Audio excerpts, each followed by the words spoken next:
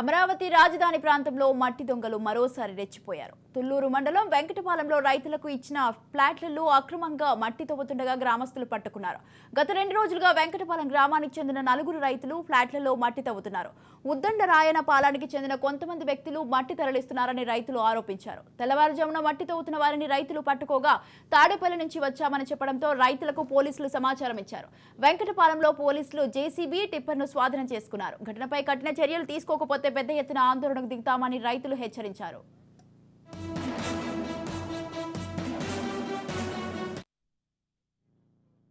రాజధాని అమరావతిలో అక్రమార్కులు ఇక్కడ ఉన్నటువంటి అమరావతి సంపదలను దోచుకుపోతూ ఉన్నారు. ఈ రోజున వెంకటపాలెం కృష్ణాయపాలెం మధ్యలో సుమారు తాడి చెట్టు అంత ఎత్తులో ఉన్నటువంటి మట్టిని చూడండి ఎంత దారుణంగా దోచుకెళ్తున్నారు. మేము ఒకటే చెప్తున్నాం, వైసీపీ నాయకులారా ఖబర్దార్, మీకు టైం దగ్గర పడింది. మీకున్న టైం 2 నెలలు మాత్రమే.